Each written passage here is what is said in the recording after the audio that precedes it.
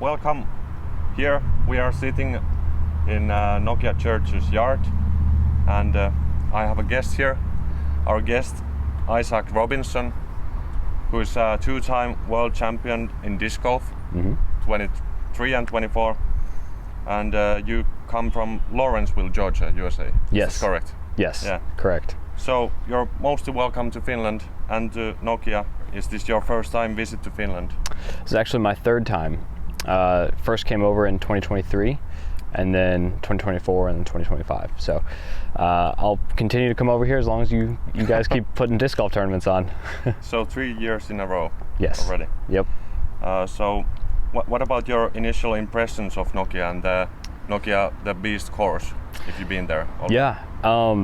Nokia, the course is really good. It's very challenging. I feel like the back nine has it's gotten tighter with the trees and the limbs. So it's a fun course. I think there's going to be a lot of spectators out there over the weekend, which I'm very excited about. And then over in Tampere, the Monster course is, that course, everybody I've heard this weekend has just been so excited to play it. It's just the best course I think a lot of the competitors have ever seen. So it's literally the monster. Yes, it's so good. It's looking great, and people are really loving it this year. That's good to hear. Can you tell us how you chose disc golf as your sport?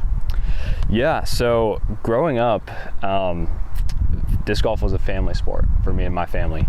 My dad started right around the time I was born, and he would take all of my siblings, and me included, out to the park to give my mom kind of a break. Yeah. I'm the oldest of 8 kids, so there's a lot of kids over there. And so I just kind of grew up playing it. Never really thought it was going to be like a career. Even my dad told me one time, he's like, disc golf is great, but you can't do it for your job. It's just not sustainable. And at that point in time, it probably wasn't.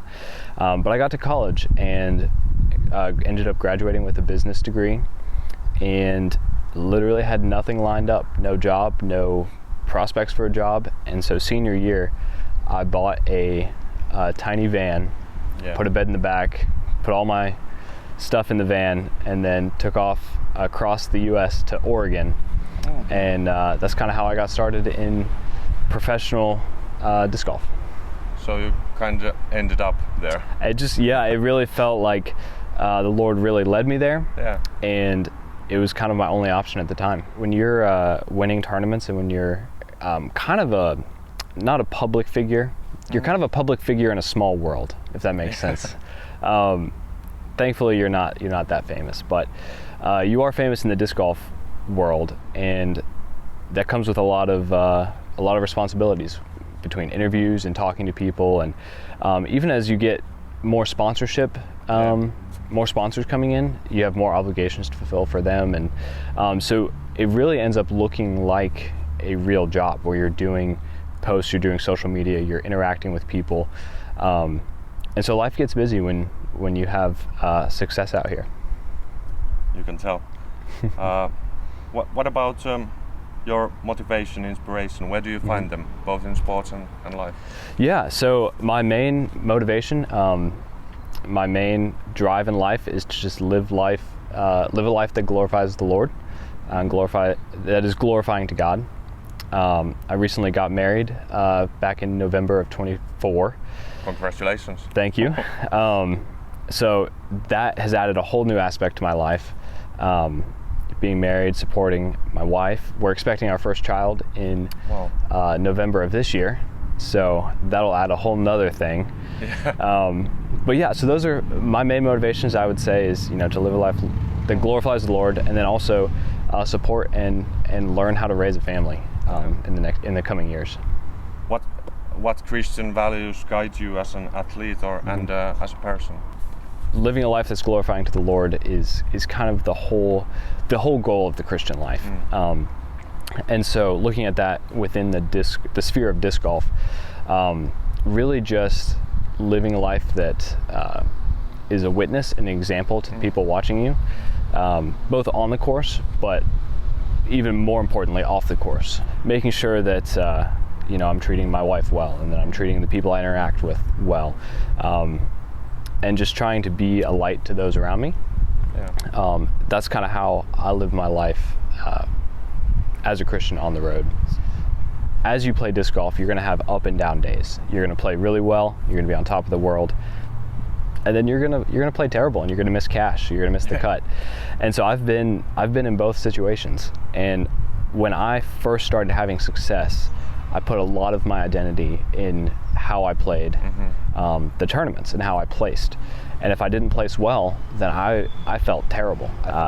Different struggles and disappointments on the road, but having that, he keeps bringing me back to kind of that foundation where my hope is in him, my hope is in Christ, and disc golf is great. I want to succeed, but that is not who I am, and that is not my purpose in life. I think that's a very valuable lesson you just said. Yes. Yeah.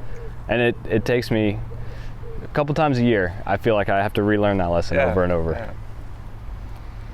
How has your faith influenced your decisions in life? Yeah, so, you know, for a while, starting out where disc golf wasn't really it was kind of a last resort, getting out of college and then going on the road. And so once I was on the road, I really started praying and seeking and asking the Lord, like, is this where you want me to be? Is this what I'm supposed to be doing?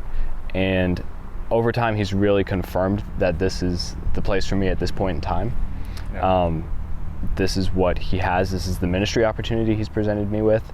And he's also provided above and beyond, both for me personally and now for my wife and soon to be family. Yeah. So it's a wonderful thing where the Lord has called me to be in this position, but then also provided ways to financially provide and to have a career in disc golf. So he has like guided your way there. Yes, absolutely. That's great. Great to hear. Do you have any Christian role models or mentors who have influenced you as well?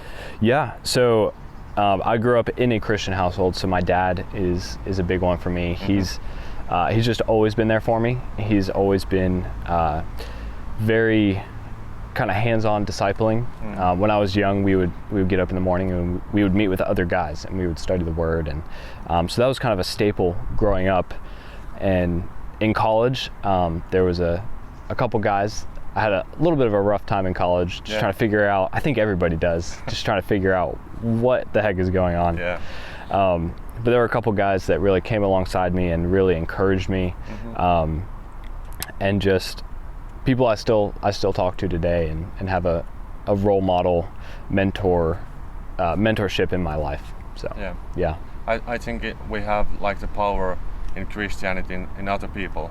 We can see like God reflecting to us in other people. Exactly. So they're very important. It's a community. It's not meant to be walked alone. Yeah. You need people around you. It's not all about your relations to God. It's your relations to God and other people. Exactly. Yeah. Yep. That's great. What kind of advice would you give to young athletes who want to get into the sport? Yeah. Or thinking about themselves, like what the heck is going on? Yeah. Disc golf is growing. You can actually have a career out of it now. So if that's something that you're trying to do, put a lot of time practicing. Don't go play a course and play 18 holes. Go out to a field and learn the discs that you're throwing. Learn how they fly. Learn how they fly when you throw them on different angles, different speeds. And that's something, that's how I practice, and that's how it's very valuable knowing what your discs do. So go out into a field, get your form down, practice accuracy, learn your discs, and that'll be invaluable instead of just going out and throwing 50 shots, playing 18 holes. That sounds like just the opposite what we did when I was young. Yes. Just went through the course. Exactly. You play 18 holes and then you're done. But if you really want to get better and take that next step, just go out into a field and throw some discs. Yeah. Yep.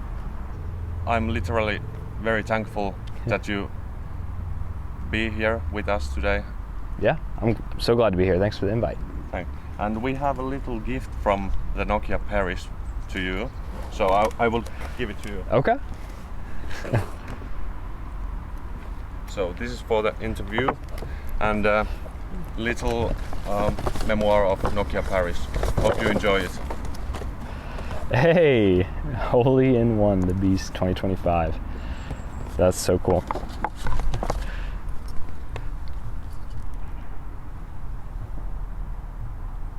The only word I know is kiitos. So that's Kiitos, ole hyvä.